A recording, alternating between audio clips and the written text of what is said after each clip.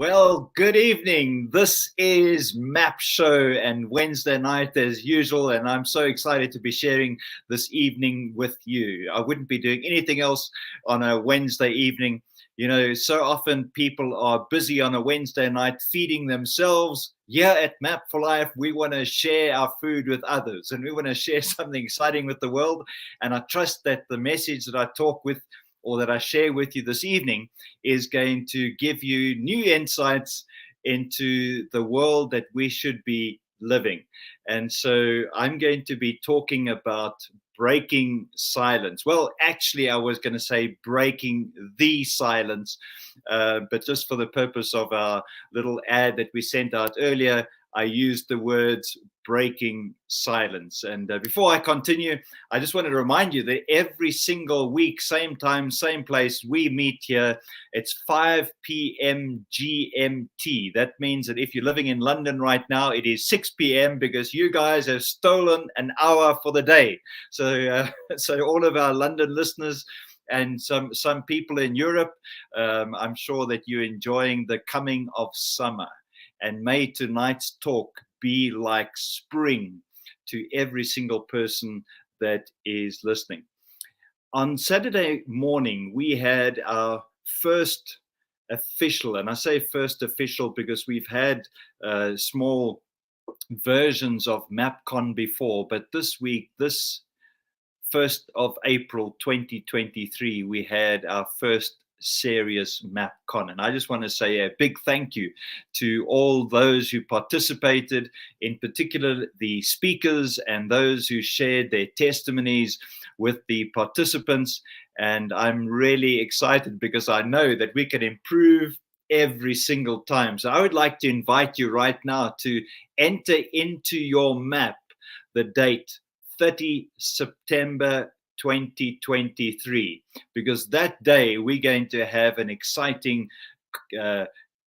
convergence where people from all over South Africa are going to converge. We will invite you, if you're from another country, come and join us. Make sure your holiday plans tie in with the 30th of September 2023, because we're going to make history that day, and I would love you to be part of that history process. But when we met at 8:30 on Saturday, the 1st of April, and I was standing in a circle with the people that were going to be presenting that morning, I had a view or a vision of the night sky that I hadn't seen before. I'm looking up because I actually would like to see the night sky right now. I wish I could look up through my roof. Maybe I should change it to a glass roof. But you know, when I imagine for a moment, we look up at the night sky, and we have been told, and we've had a story that has been passed down from generation to generation to generation, a story about creation. And I'm sure, yeah, I understand there are many versions of the story of creation as you travel from different parts of the world to different tribes. But the one that I have accepted as the story of creation is one which says that everything was spoken into existence. And in the beginning was the Word, you know, and I look at that night sky and I wonder, do I really believe that everything was spoken? And it's difficult to fathom that night sky was spoken into existence. But then I look at this shirt that I'm wearing from Uganda, where I just was just a short while ago. And I know that this was spoken by somebody. The word, the description of what I'm wearing existed before the garment. When I look at the different items of furniture in the office that I'm sitting in right now, each one of them was spoken into existence, or the words existed before the thing. And so when I look at today's world, I've got to consider that the existence of everything begins with the word. And what was interesting is that Abraham was taken to the top of a mountain, and God got Abraham to look at that night sky and said, "Hey, Abe, take a look at the sky. Do you know that I spoke that into existence?" And Abe was reminded, or Abraham was reminded, that the words that precede from or proceed from the mouth of God have power beyond measure. And then God says to Abraham, he says, now that you know, now that you remember, now that you understand that there's power in the words that come from your mouth, that come from my mouth, I'm going to speak a blessing over you. And that blessing is that you will have children, there will be nations that will follow through your seed that will be more numerous than the stars in the sky. And I think that at that point, Abraham could say, I believe that because what I see in the heavens. And so I just been thinking about that concept for, since Saturday morning. We're sitting now on the 5th of April. So for the last 5 days, I've been thinking deeply about the power in the words that I speak. And I have to ask myself, am I describing the vision that God has given me, or am I describing the problems, the situations, the difficulties, the issues, all those things that I love to talk about, the things that that affect me emotionally? Are those the things that I'm confessing? Because if I am, what I'm speaking into existence is the things that I do not want to see. And so I want to encourage you just to think a little bit more deeply before you speak. It is when we speak that we are either constructing or destructing the future that we have been brought to reveal. And I say reveal because that's what's happening when we speak. We call things that are not as if they were. We call the future into the present. We call the invisible into the visible. We call the unseen scene onto the scene so that other people can see the scene that we saw. This is what Map for Life is all about. It's enabling you, empowering you to describe with clarity the vision that you see and then to act on it. So what is the song that has been sung since the day I was born? What is the song that I've been listening to? What is the song that my parents played over and over and over again? Well, it goes something like this. Hello, darkness, my old friend. I've come to talk with you again. Because a vision softly creeping left its seeds while I was sleeping. And the vision that was planted in my brain still remains within the sound of silence.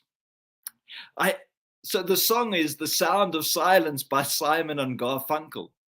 But I listened to these words for the first time in a different way. I actually got the lyrics and I looked at the lyrics and I thought, my goodness me, these words are describing a situation that so many people have been through in their life, in the quietness, in the deep recesses of their mind, in their heart, in a quiet space where they're all alone. They may be daydreaming, they may be imagining a future that does not exist.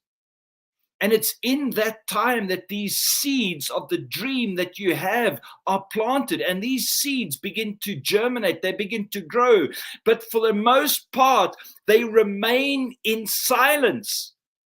They remain bound up in a place where nobody ever sees.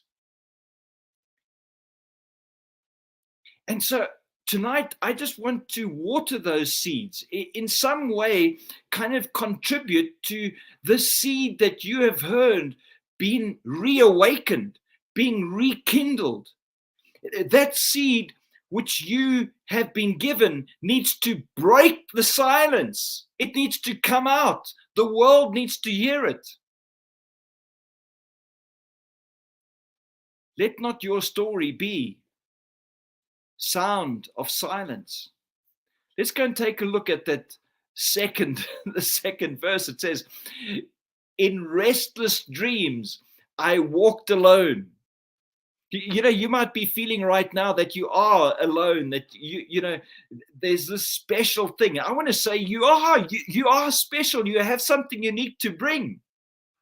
Narrow streets of cobblestone, neath the halo of a street lamp, I turned my collar to the cold and damp. For those of us here in South Africa, maybe we can relate a little bit to this now. Of course, my friends in in Europe, they do this all year round. At least we only have 4 months in a year where it's slightly cool. When my eyes were stabbed by the flash, I'm just gonna say the flash of light that split the night and touched the sound of silence. For me, that speaks of a revelation. You know, you're busy dreaming. You're having this dream about something. The seeds are beginning to germinate. You're beginning to see the possibilities. You're beginning to recognize that this could be something significant. And then all of a sudden, bam, there, right in front of you, you suddenly realize, you have the revelation that this is what I was born to do. This is why I'm here. And I want to just encourage you tonight to say that the fact that you are here, breathing, alive, your heart is still pumping, you have a pulse, you have the ability to smile in the face of despair. The fact that you are in that place right now means that your business is not finished. This is your time. I love, in South Africa, we have a number of official languages, but one of them is the language of Afrikaans. And this particular language, which is a derivative of Flemish and Dutch, for those of you who aren't familiar with Afrikaans, there's an incredible word that they use for missionaries. And the word for missionaries is a senderling. And I just love to pronounce that in English, because I believe that you and I are called before we came and then we were sent. So we are actually senderlings. We're not scatterings of Africa, as Johnny Clegg would like to say. We are senderlings from heaven. We have come to earth to transform this place, to make a mark, an impact, and do something that is going to have a generational impact. Man, I'm excited about that. Imagine when you walk up to the end of your life and then things really begin to happen.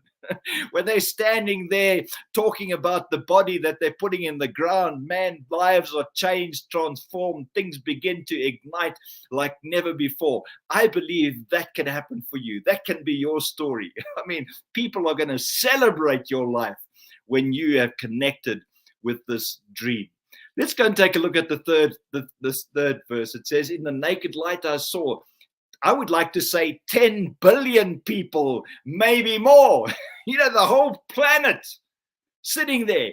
They're operating in silence. They've seen their dream, but they've not connected with it. They've imagined it, but they simply they're talking to themselves. They're not speaking out. Nobody can hear. They're hearing the message that's burning inside of their heart, but you know, there's no one else that can hear it. They're writing songs in their mind that never get shared with the world. I can just imagine people with the ability, the gift to write beautiful songs, incredible speeches that are never spoken. You know, as it says there, no one dared disturb the sound of silence. I mean, this is the world we're living in. I realized for the first time today, there are people walking around like zombies. They've got a dream inside of them, desperate to be birthed, to come out and to touch the world like nothing ever has. But they're afraid of ridicule. They're afraid that someone may laugh. They're afraid because they think they don't have the resources yet to act on it. I want to tell you, my friend, when you step out in faith, the resources that you could not see, that were there before the foundations of time, will present themselves when you step in faith. And tonight, this moment, wherever you might be, may be your moment to step out in faith and reveal the resources that have always been there, you just couldn't see before. Let me just take a look at that again. That last verse, that last line. I want to invite you, dare to disturb the sound of silence, break the sound of silence. We want to hear your song. We want to hear your voice. We want to hear your message. The world is desperate. That's why you're here. That's why you are a sendiling. You are being sent for such a time as this. Henny, I'm excited. I can't wait to talk to you about this after this evening and to engage with those who are commenting online, because we've got something to talk about. Fools, said I, you do not know. Silence like a cancer grows. It begins to grip you. The more silent you are, the more silent you become. You begin to shrink back into a place where it becomes more and more difficult to tell the world. When you're young, you're excited, you share your dream easily. But as you get more older and older, you start thinking about other silly things. Hear my words, that I might teach you. Take my arms, that I might reach you. But my words, like silent raindrops, fell and echoed in the wells of silence. I just think of those words and I say, this is what MAP is about.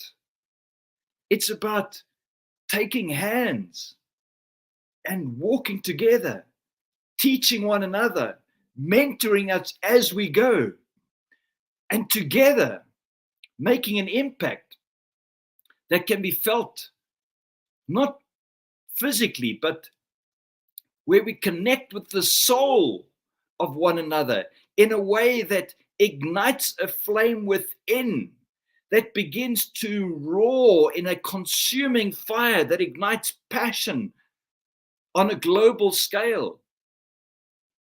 If you just imagine with me for a moment, I'm sure you can see that ball of fire just spreading across the globe in a way that's unimaginable, unexplainable. Why? Because people began to break the silence, to break the silence. But here's the thing, and the people bowed and prayed to the neon god they made. And the sign flashed out its warning in the words that it was forming. Then the sign said, the prophets are written, the words of the prophet are written on the subway walls, in the tenement halls, and whispered in the sound of silence. You know that this is what you're called to do. It's speaking to you in your heart. Nobody else can hear it, but you can hear it. It is there. It is speaking to you. It is calling you to break free, to speak it out. You see, the words that you and I speak are so powerful that they will go through the eons of time and accomplish what they have been sent to do. When we speak, we send things forth and we call things back. Maybe we're doing the sending and the calling at the same time and we see nothing accomplishing. Why? Because we ourselves have withdrawn. We have called back the words that we initially spoke out. Let's begin to speak our vision day in and day out. The tenement halls, what are those? If you go into the United Kingdom, you will see places where there are rows and rows of houses. If you're living in South Africa, you will be familiar with the hostel communities in the mining sector. Tenement halls are where you have groups of people packed together, and it's in those places, jam-packed. 10 billion people, maybe more, sitting in silence, not talking about the dreams that they have been given, and silently going to the grave, taking their valuable treasure with them. Join me. Let's change the story. Let's revolutionize the world. Let's get people to release their treasure and not take it with them. Release their treasure in a way that the world can experience their wealth that they were sent to bring, that you were sent to bring, that I was sent to bring. This is our time. On Saturday, I said something interesting. We did a prophetic action, I think. I said, your time has come. And the response was, arise, shine. And I want to say to you tonight, your time has come. Arise, shine. Maybe Simon and Garfunkel had a different idea when they wrote the song. Maybe their message was something else. But I don't care what their message is, because today I received my own message that was written in between the lines of the song. And that was that there's a world of dreams, there's a world of vision that is buried in silence. People are talking about everything else but the dream that is laid on their heart. Maybe you're talking about other things. Maybe you're being consumed by the things of this world, of this life, the issues, all those kinds of things, those words that we don't have place for in Map for Life. Maybe you're being consumed by that. Maybe you feel you just have to express those emotions that are on your heart. Just get it off your chest. I want to tell you today, don't get it off your chest. Release what's in your chest. Release what's in your heart. The world needs that, not the stuff that's on your chest, the stuff that's inside. Together, we can do this. It's just one small step of faith, one word of encouragement, one word aligned with your purpose and passion, and the world will never be the same. I'm looking forward to chatting to Henny after this. And so here's a short message just from one of our trainers in Spain. He thought it would be good to pop in and share a short message with us. And after that, Henny and I will have a chat. Welcome your comments. Thank you so much. Over to you, Miguel. Muy buenos días a todos. I am Miguel Sanz from Madrid, Spain. I started using Map for Life back in 2016, where this picture here, where I am with Glen, belonged to that year in the training I did in Pretoria. And there are many talks, many talks out there in internet, in real life, where great speakers tells you that you are unique, that you need to find your purpose, what you need to do in life. You end up out of those talks really happy, but naked, because you have no tools. What's Map for Life? Map for Life gives you the tools to achieve your goals, to be precise, to do all the things you need to do to achieve them. You are unique. Be mapped. Miguel, thank you so much. That was exciting. I like that Map for Life gives you the tool. You don't have to leave any Map for Life session feeling naked anymore. Thank you, Miguel. Henny, I'm bringing you in. This is a great night for us to share. I'm going to change our screen there a little bit so we can be together. Welcome. Lovely to have you joining tonight. And I'm sure our viewers are becoming familiar with your face. You're becoming the celebrity, I believe. When I was in Uganda just a couple of weeks ago, I was told, where's Henny? Where's Henny? He's always with you. So that's a good thing. And I trust that more of our associates will participate in a similar way. A special welcome also to Gwen, who's in the back in the admin office this evening with us. Lovely to have you joining us, Gwen, and we look forward to your wisdom this evening as well. And maybe, Henny, you can just quickly introduce yourself and possibly just introduce the people that are sharing comments on our live stream, if you're able to see them. If not, I will welcome them after you've introduced yourself. Yeah, good evening, Glen. Yes, I can see the comments. So Octavia has joined us. Um, hashtag break the sound of silence. It speaks to me. And then hashtag global map for life. Hashtag be mapped. And then Delmarie is also joining us. Have to strive to become one of the top 3%. And the world can be our oyster. Yeah, so welcome and thank you very much.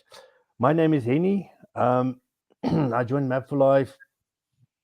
Time is flying when you're having fun about 6 months ago. Really enjoying it, taking bold movements. I think it aligns pretty much with what you spoke about tonight. I'm not in the silence anymore. I'm breaking the silence and bringing my side. I'm doing what I'm supposed to do, speaking to people, sharing what I need to share, and then learning a lot in a session like tonight. Well, any this song, I've really enjoyed. You know what actually reminded me? It was not that long ago. I Somebody sent me a link to an America's Got Talent video, and a young guy from the United Kingdom. His name was Tom Ball. Was singing the song "Sound of Silence," and that just kind of made it fresh for me again. And and today I just had that revelation that we're actually living in a world where people have been silenced, and we that one line that says they bowed and prayed to the neon god they made. When I read that, I realized that we are bowing and praying to the system that we have created.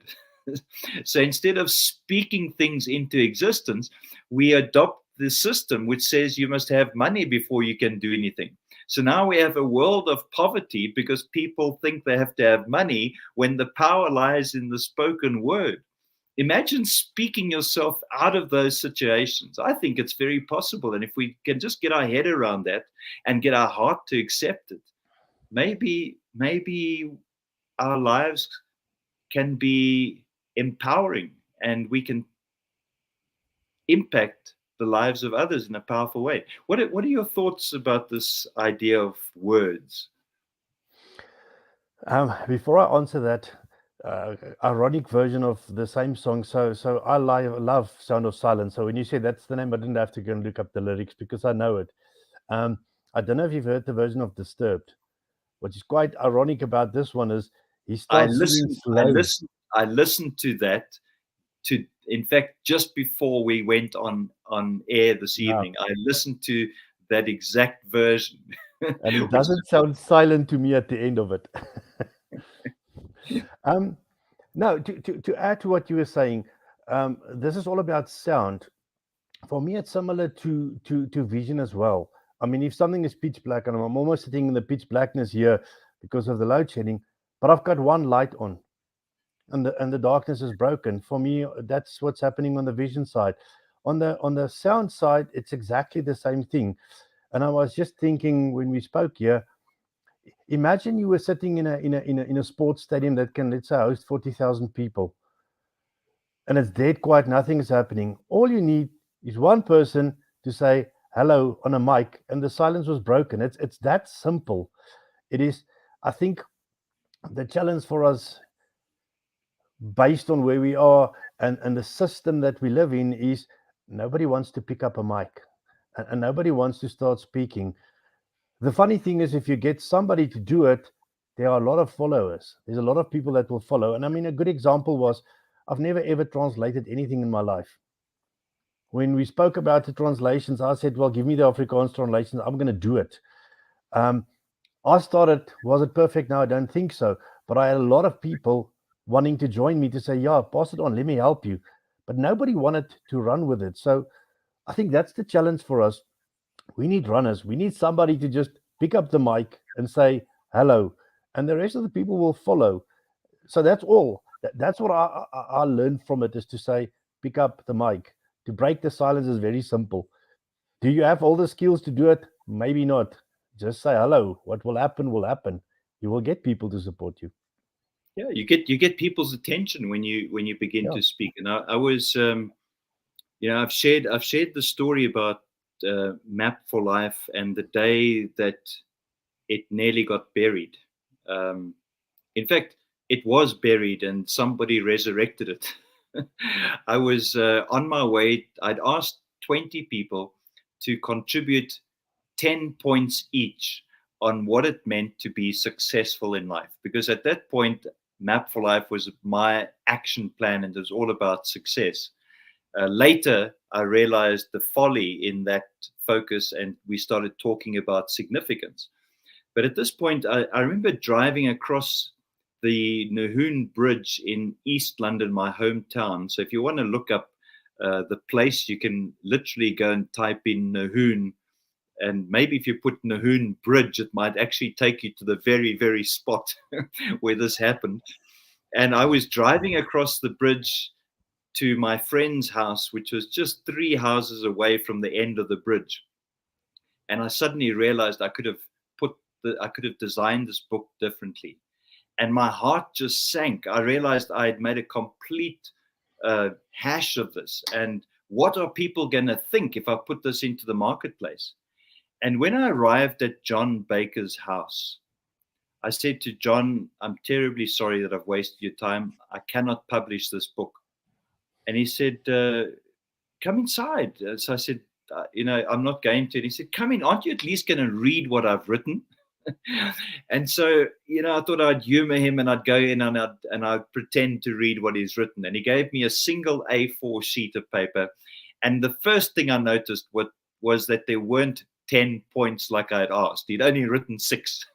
So that was my initial scan, was there's only 6 points on the sheet of paper. And it was written in pencil. He hadn't even made it electronic, which meant I'm going to have to type this stuff up myself. And, I was looking at all the negative things. But then something really interesting stood out. And it was the 4th point on that list. And the 4th point said this. It said, do it badly, but do it. And that went against everything, because I was what I would term a perfectionist. Maybe there's another term for those people. A perfectionist is somebody who completely lacks the courage to put their thing out into the marketplace. That's what a perfectionist is. They're scared of what other people will think. And I was that. And then I read carefully what he wrote, and he said, most people take their ideas to the grave with them. And he asked me a question. He said, Glenn, how many people have been working on this Map for Life idea? And I said, just me. So he said, imagine if you take what you believe is a bad work and you put that into the marketplace and just 500 people buy it. Wouldn't 500 minds be better than one? I said, yes. So he said, well, do it.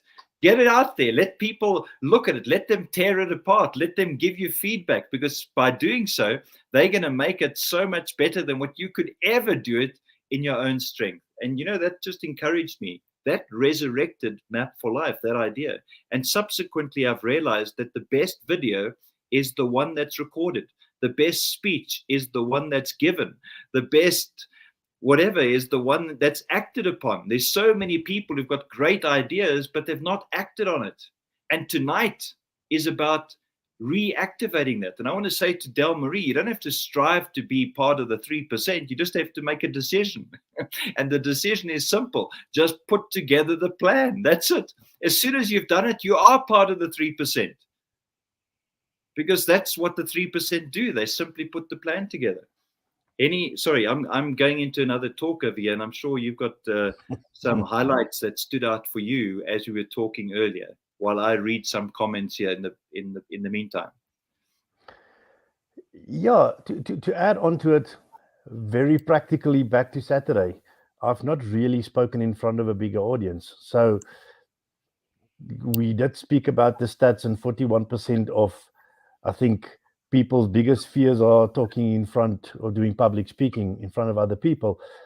I was one of those people. So I decided that on Saturday I was going to do that talk. I was going to do it.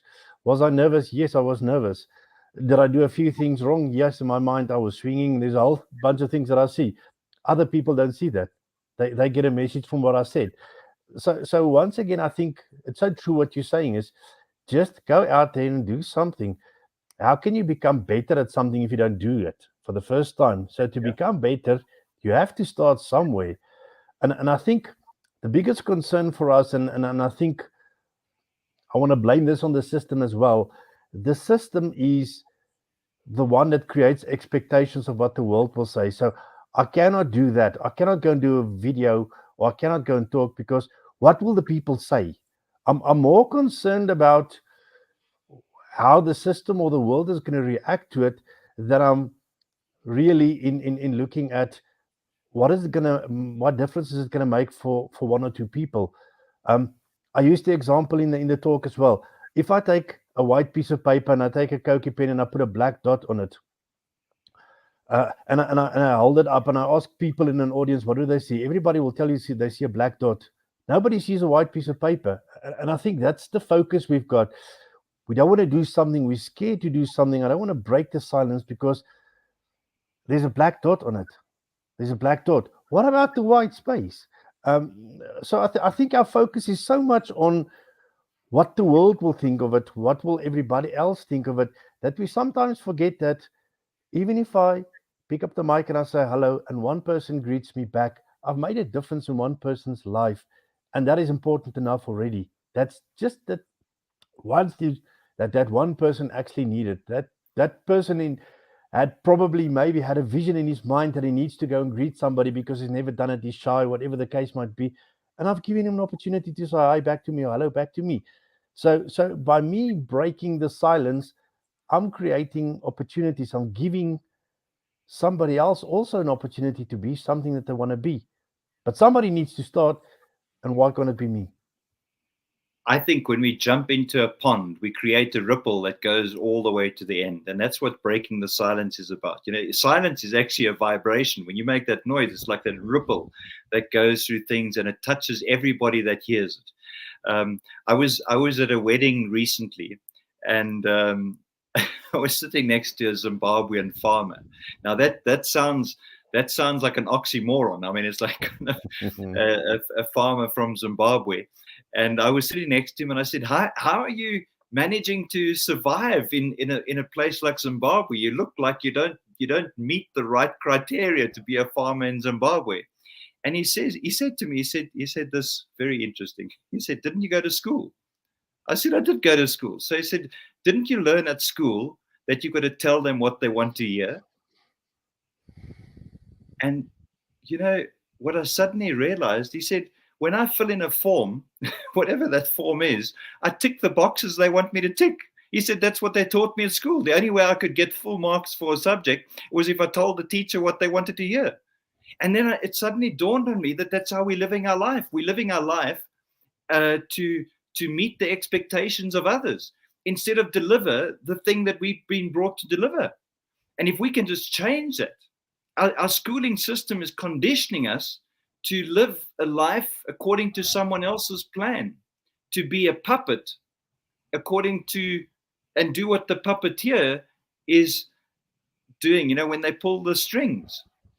And we're not born to be like that. We're born originals. We're born unique. We are one of a kind. We have something to bring. I think of, you know, even in around the world today, you see members are incapable of thinking for themselves. Or when I say incapable, of course they're capable of thinking for themselves, but they are not allowed to speak against what the party has defined as the right answer. And so you have people just living like clones, from the leadership right down to the bottom of the pile in this world system. And we don't realize that we're not in a pile, we're actually equally made. We all have the same value to offer. If only we would open our mouth and let out the message that has been placed within us. I think when we do that, those sounds are going to make an impact like never before.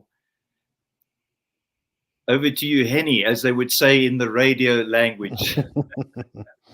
Yeah, quickly. I see Delmarie put down something for us: a little every day, and do not be afraid to fail as one learns from one's mistakes. No more missing out on opportunities for me.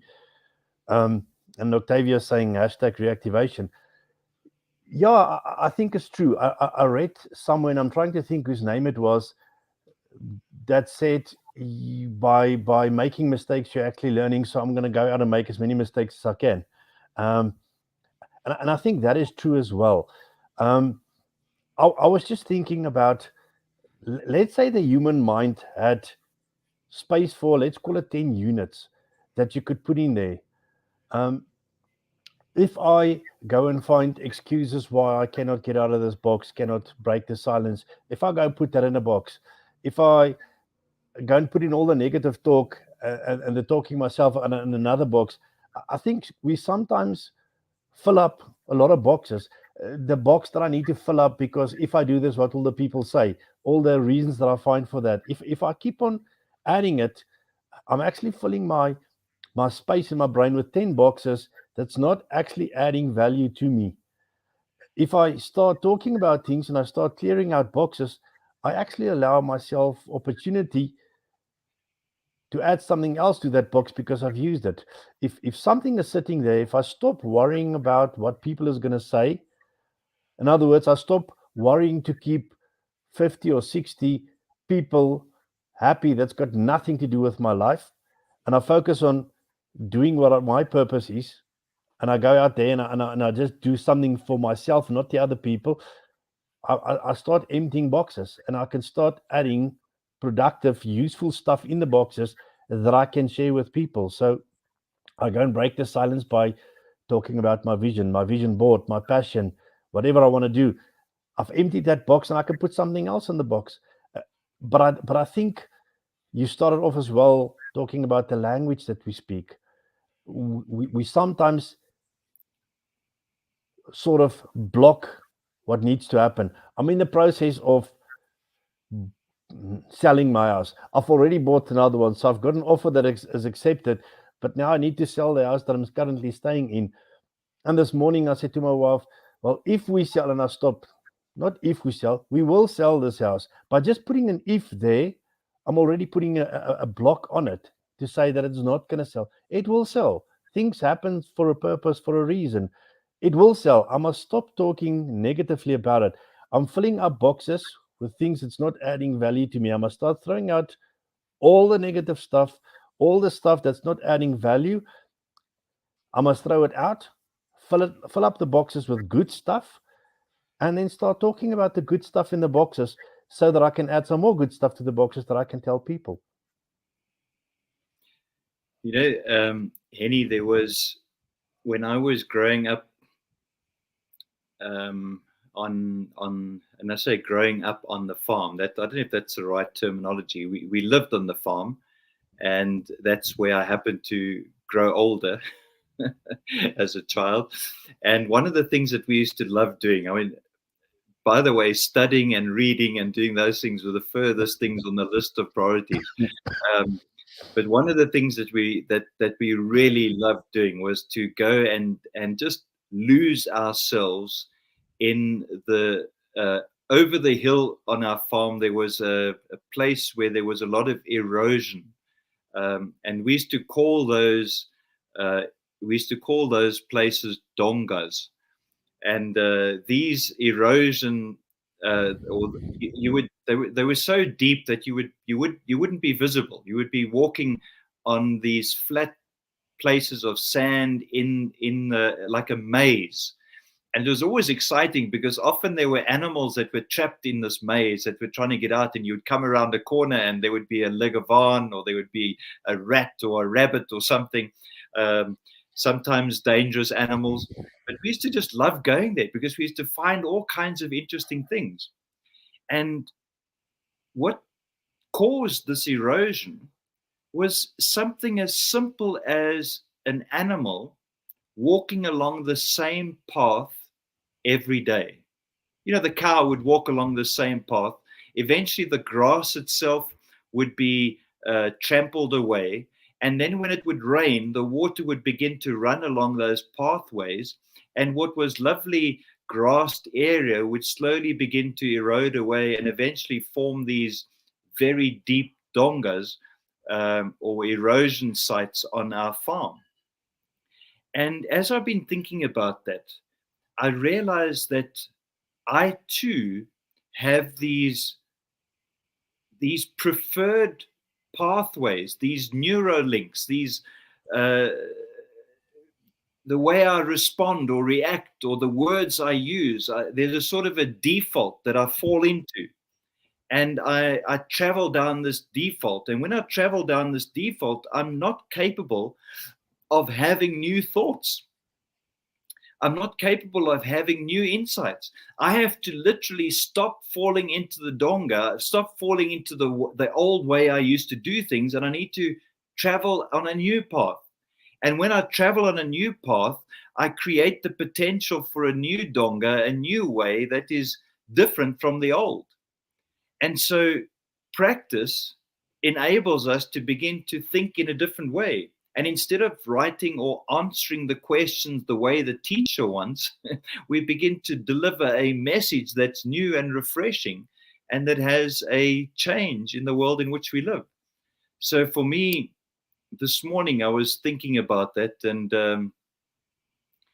really believe that we are capable of creating a new way, a new perspective. And I think Jordan talked about that on Saturday morning, where he used the example of, where you're sitting right now, you can't see that I even have legs, but the people on the other side of the room can see that I have legs.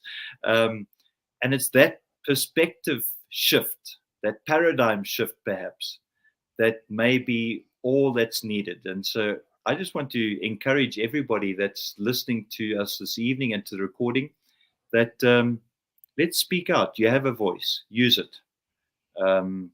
Because when you speak, maybe you can set things in motion that could change the trajectory of your family, your community, your nation, your continent forever.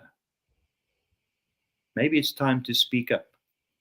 I see Gwen's written something there. I don't know if you want to comment on that on the chat room tonight.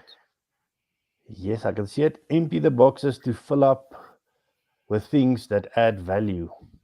Amen. Amen. I think, you know what, the funny thing is the silence. So it's kind of ironic. We've in this world full of silence actually learned to be silent. We actually cannot stand silence. If you ask somebody to just sit there for 5 minutes with nothing happening, people find it kind of difficult to have the silence. We're living in it, but we can't do it, but we don't like it. If we can start taking time in the silence to just think about what the silence is and what we can do differently, I think that would guide us. And you know what, you find things when you start breaking the silence, you might actually find things that's super exciting. I'm going to share something. So, I mean, like I said, it was my first talk on Saturday. I found it super exciting. I did some research over the last 3-4 days to say, what does it take to become a public speaker? Because it's something that really, really excited me. I was never going to do it. I did it, and I'm finding it super exciting, and it's something that I want to do more of. And I think a lot of us have hidden talents, but because we're not speaking out, we won't learn or know about those talents. And when you start doing something, hey, I actually like this, and it's actually nice, I want to do more of it. But we're all too scared to get to that point where we break the silence. It's in line with why do people give somebody flowers when they die but not when they're alive? Does it mean that I value death more than I value life? It's sort of the same kind of thing. Why can't I speak out now? Why do I have to wait for somebody to not be there anymore before I can tell them something? Just this what you said, and there's so many people that I've heard that have passed away in the last 3 weeks. It's almost, if I had to go by what I was hearing from people that I'm actually connected to, I would say the world is busy dying. But this morning in one of our Map Cafe sessions, it suddenly dawned on me that maybe people are dying to see you, because the only time we get to see somebody is after they've died. We go there to the funeral, and I think we should change it. We should start going to see people before they die. Go and build relationships, spend time with them. There's family members that are no longer talking to you. Why not take the first step yourself and get out there and go and be the icebreaker, break the silence. Don't focus on what tore you apart. Focus on the things that bring you together, that make you unique.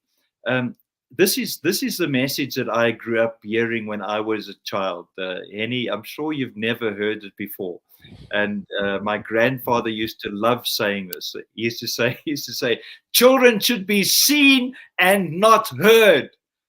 Go outside and play there somewhere, and I just wonder to what extent that idea or that phrase or that concept has not put us inside of a box where we respect others to the extent where we don't speak out of turn. We keep silent,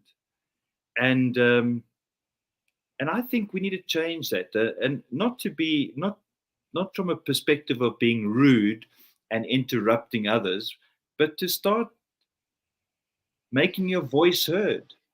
And it can be done by posting something powerful on Facebook, not joining the chatter of all the negativity out there.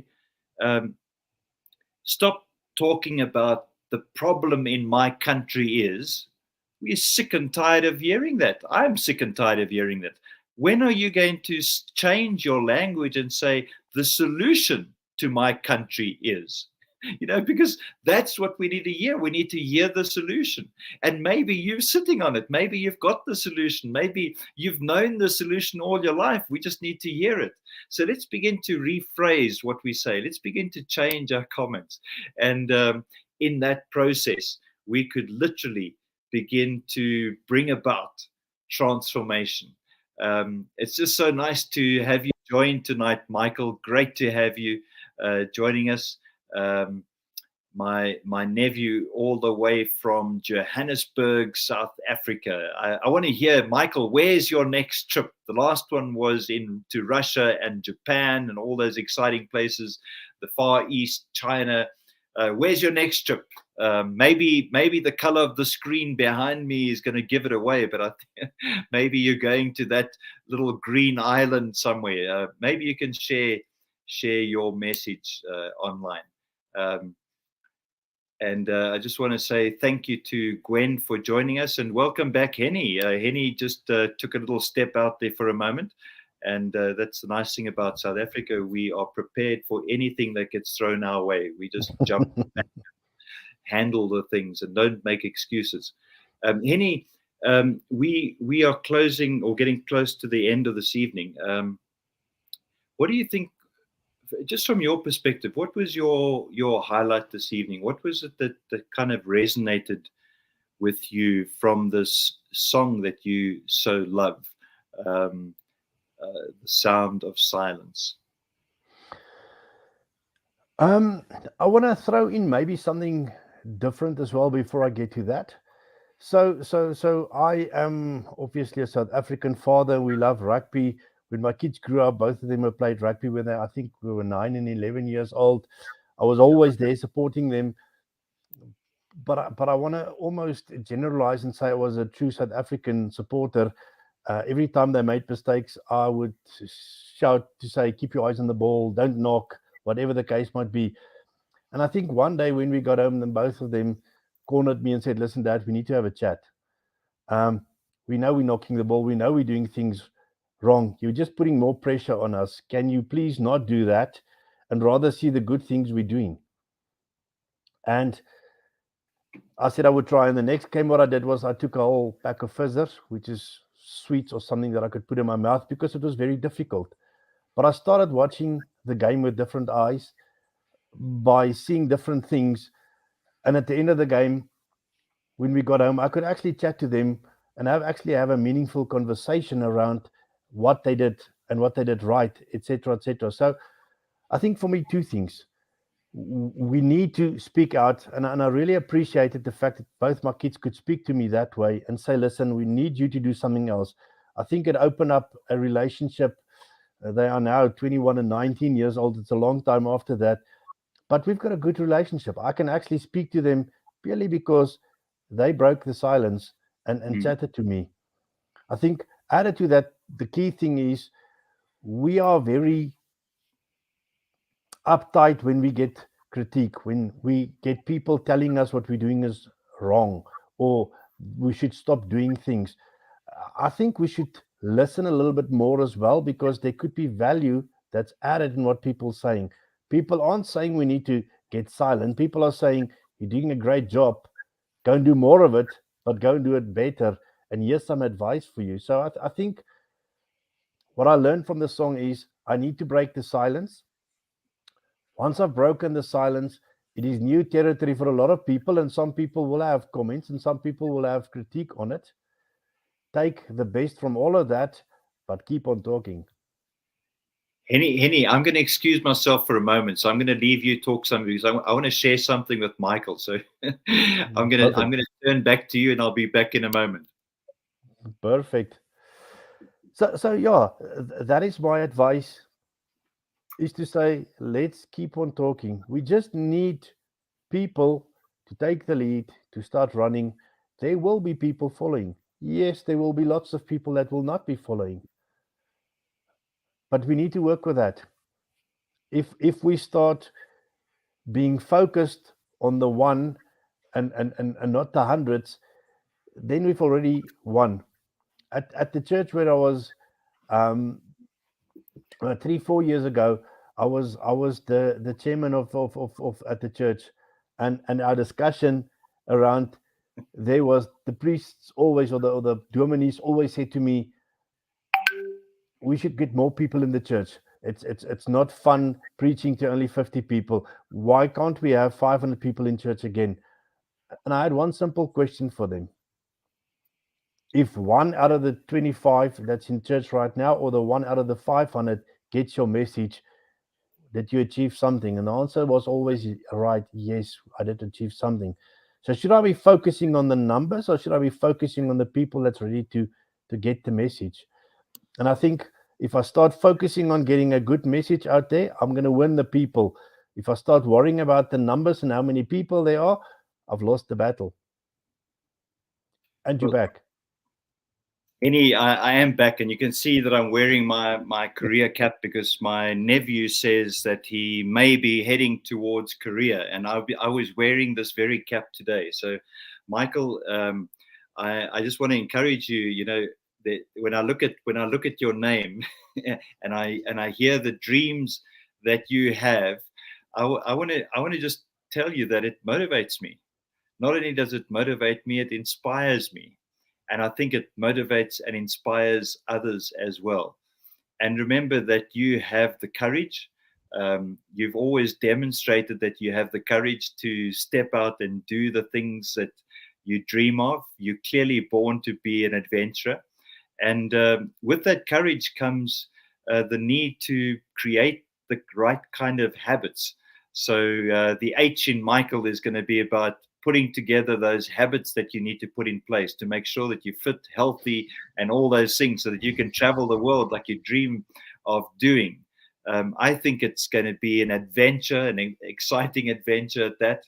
And maybe as you adventure into this new place, let it be one that empowers other people. It's so easy to travel just for the sake of traveling and to see places for yourself. But when you're there, learn something, share something so that you empower others. Because when you do, this is going to lead to a living legacy. And it doesn't matter what kind of things have, it's always easy to look back into the past and see the negative things. But I want you to look back into the past and see all the incredibly powerful things that have happened in your life that have prepared you for this adventure. And so tonight might be your night, and here we go. Let's make that your next stop, perhaps. But together, we're gonna travel the world, and different ages are going to do that together. So, for Michael and anyone else listening, be a motivation, be an inspiration, be prepared to have the courage to speak out and break the silence. Put the habits in place that are going to bring about the change that you dream of. See life as an adventure. Don't hide away in the wells of silence. Let's step out there.